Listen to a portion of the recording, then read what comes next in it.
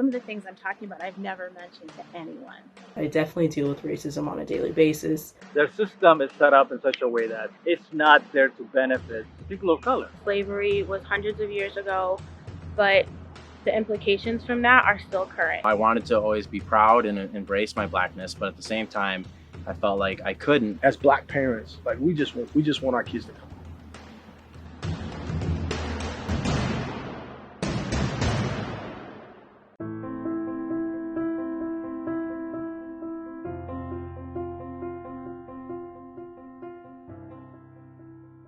Hi, I'm Mason Bolchi. I'm born and raised here in Mankato. It was interesting growing up in Mankato as a Black person, specifically being mixed race. My mom is Black and my dad is white. And so it was very interesting growing up trying to figure out who I am and what my place is in the world. My white side of my family would continuously try to convince me that I am half white and kind of neglect the fact that society treats me as a Black man, and when I walk down the street, no one stops and thinks, oh, maybe he's mixed. And so I really struggled with that internally, figuring out really who I am. I knew I was treated as Black.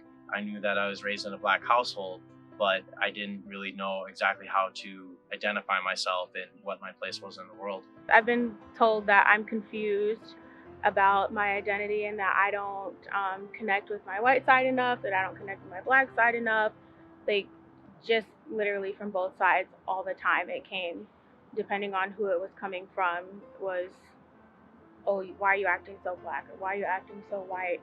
Or even just being educated, like, oh, you, like my white friends would sometimes say, like, you're not like other Black people, or why don't you talk like Black people? Why don't you sound like you're Black? Or just small things like that that a lot of people oftentimes don't realize are problematic and weird things to say. But I think growing up, I did not feel that sense of community. I felt very alone, and I knew that I had my family, but other than that, there were not really any other Black families that we knew or spent time around. And so when I tried to bring up issues of race, I think people thought, oh, here goes Mason talking about race again.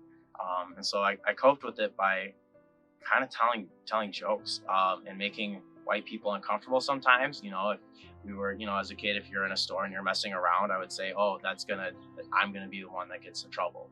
And the sad part is that that's true, but the only way I could bring it up and express that concern for myself was through a joke.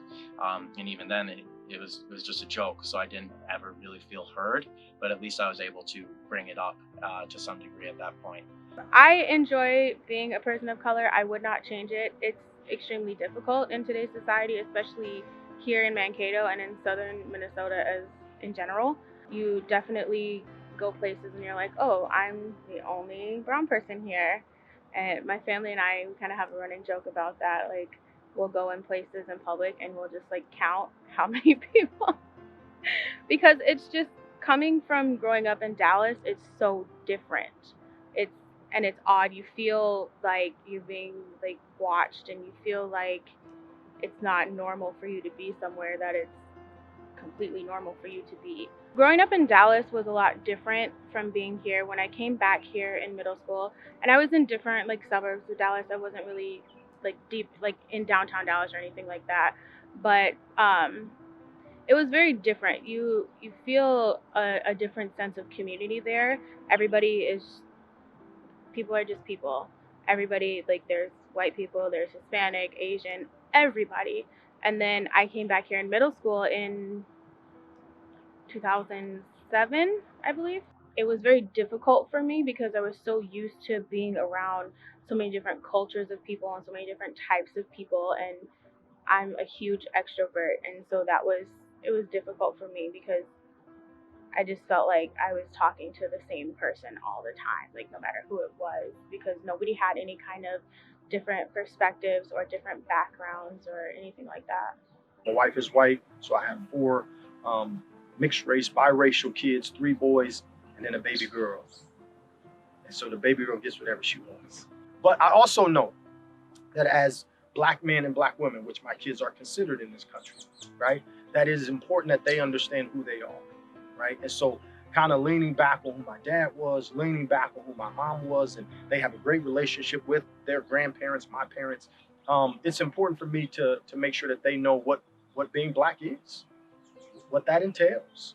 Yes, we've had the conversation about what happens when you drive. I have a 20-year-old, a 15-year-old, a 14-year-old, and a 9-year-old, and all of them understand what happens when we get pulled over and why dad acts a certain way, right? And I think the important piece is that, like, because my wife is white, she has um, four other sisters who all married white men, and those families don't have to have that conversation, right? And matter of fact, they're pretty open about it, saying, "Hey, like, we don't have to have that conversation. Like, we don't even know what it is, right?" And so I carry all that stuff coming from a predominantly black community in Milwaukee, Wisconsin, living in a predominantly white community in Mankato, Minnesota. As I carry all those things with me to infuse my kids, kind of fill them up, because I know that they're going to go out into a world that doesn't see them as whole and equal in value. Fill them up so that they can come back to me each night. You know what I mean? Which I think ultimately in the world that we are in, I mean, as black parents, like we just want our kids to come. It's not easy to have mixed race children at all. It's you're always thinking about letting them be free in their thought to do whatever they want, to feel like they belong and they can go anywhere they want. But you are fairly aware that they're not treated the same by everybody else.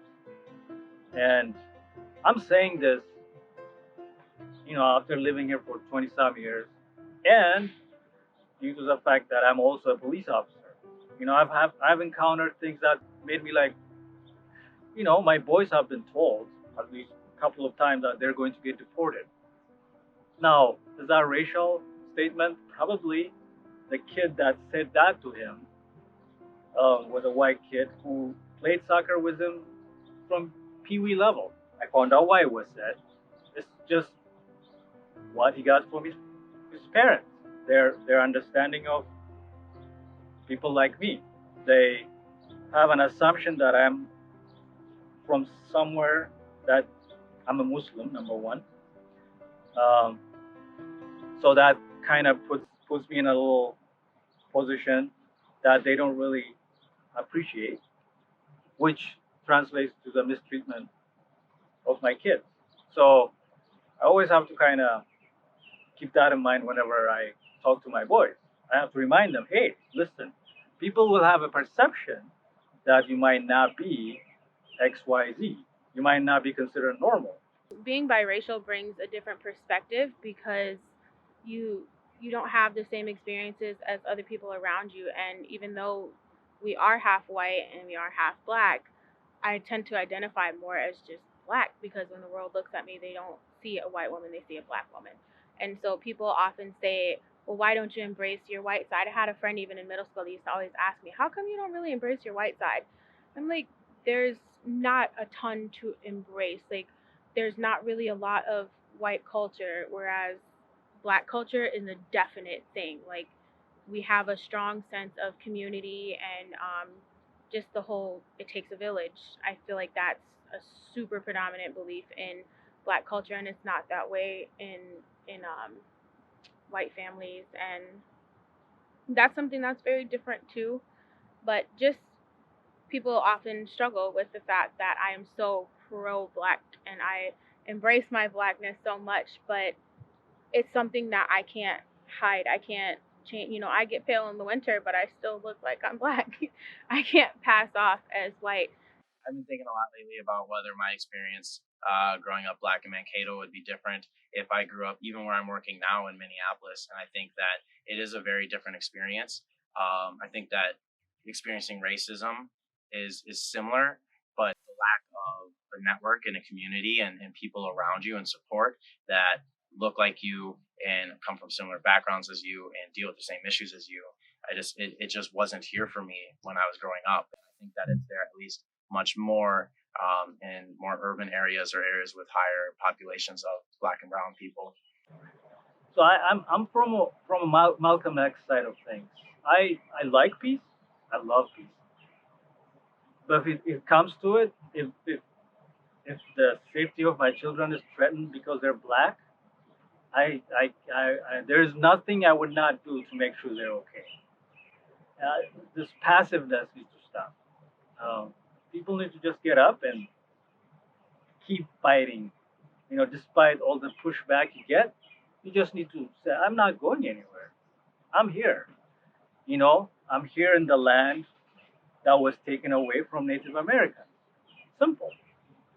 At least when we came here as immigrants, we didn't do that to the people that lived here. We didn't give them a smallpox laden blanket.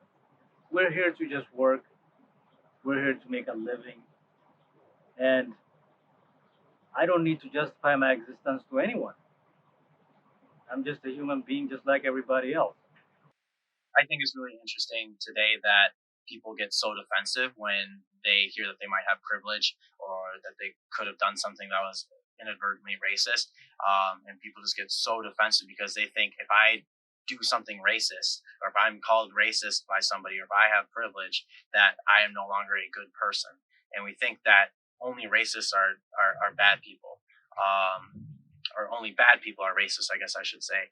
And that's just not the case. Our system is set up with racist institutions. And if we all partake in those institutions without stopping, pausing, and then trying to do something to fix those institutions, you are participating in a racist society and you are benefiting from it. And so you don't have to be a bad person to be racist. You can be well-intentioned, but still inadvertently say racist things or participate in the society. Yeah, I see white fragility as that defensive reaction to talking about race, or if you get called out, sometimes, if someone is told to check their privilege, they immediately get defensive and feel like someone is saying that you didn't work hard for what you have. And that defensive reaction right away just shuts down any potential for growth. And so it's important for people to work to be anti-racist, which is not just being not the process of just not being racist, but you are actively working to make yourself better, and to be a better ally, and to be aware of your actions so that you are not inadvertently being racist. It takes work. It doesn't just happen automatically because of the way that we've been socialized. It's not any individual's fault. It's just our society. But we need to wake up and see it for what it is and then decide that we're going to do something about it.